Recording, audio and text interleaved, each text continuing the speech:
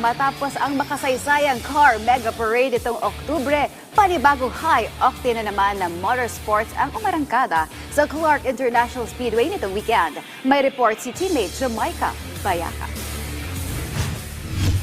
Kung sa highway may kaskasero, dito countdown. Controlled speed at track rules pa rin ang laban.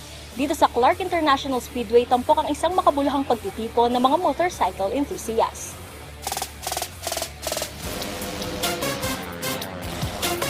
Ikatlong taon na ito ng Clark International Festival of Speed o CFOS. Kung noong Oktubre ay bumiyahe ang 4 wheels, ngayon sa temang Where Speed Meets Culture, umalangkada ang 2 Wheels Fest mula November 28 hanggang 30 sa Clark, Pampanga.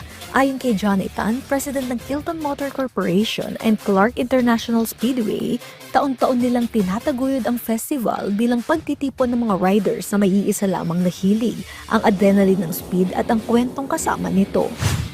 We got the idea from some gorgeous Envy Woodford of Acoustas here, England, man. Macau, and The Panigale. halo-halo na, and Pebble Beach. So we put it into one, so every end of the year, some of our we have a Suzukis culmination of all the races. and the Pro is Those who here. love riding on 2 wheels and those who love 4 wheels, we have Fantastic Tour de stuff. Elegance for 4 wheels and Gypsy Tour for Thanks to 2 Yamaha. wheels. So Yamaha reps it's your like a heart. get-together Also of Suzuki, Simon Tire, motorsports Zaneo, enthusiasts Baton every Tire. end of the year.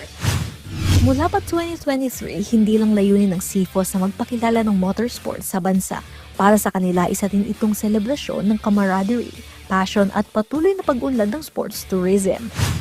What we aim for coming years is to really boost the tourism here in Clark, Pampanga, wherein people can just come over, enjoy the motorsports, the racing.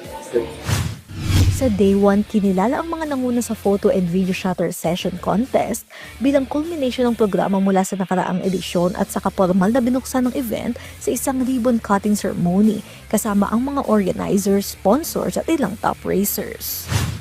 I wasn't expecting to win anything when I joined, but I guess I was just given the right opportunities, the right timing, and yeah, I just trusted God's guidance.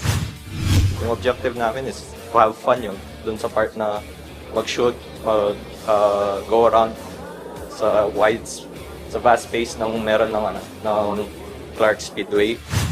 Samantala, mas lalong nagpaigting ang ilang mga exhibit, moto truck experience at isang makabuluhang parada. Din ang ibang uri at disenyo ng motorsiklo para sa Gypsy Tour Parade. Ang ilan pa rito ay customized made. Mula CDC hanggang Speedway, naging makulay ang kalsada ng irampa ng mga riders ang sakay nilang motor. Tinitiyak ng CFOS na safety first mula sa marshals, medical teams hanggang sa advanced truck safety measures para protektado ang mga riders. Safe way of racing. Way of going That's racing some instead of gorgeous racing on the street. latest edition MGZS. Sport, we would like to have a sort of safe racing here in the racetrack. We have ambulance, we have marshals, we have everything na sigurado silang aksidente ba sila, walang mangyayari sa kanila. Pinaka-highlight naman sa huling araw ang Morac National Races. Dito nakita ang tunay na diwang man and machine. Isa sa mga nanguna ang top Filipino superbike racer na si TJ Alberto. I think any sportsman, regardless of the result they get, they want to continue to improve themselves, right? So just like me, I want to always improve. Even if I have already 5 championships and I won 11 races this year, I still want to continue to improve myself. And the wins will always be just a result of your own improvement. Higit 300 ang nakilahok sa 3-day event, isang matagumpay na pagdiriwang at legasiyang magpapatuloy sa mga susunod pang taon. At pagkatapos nito, walang parenong paghahanda ng CFOS para sa mas malaki at world-class na karera sa Marso. Jamaica Bayaka para sa atletang Pilipino, para sa bagong Pilipinas.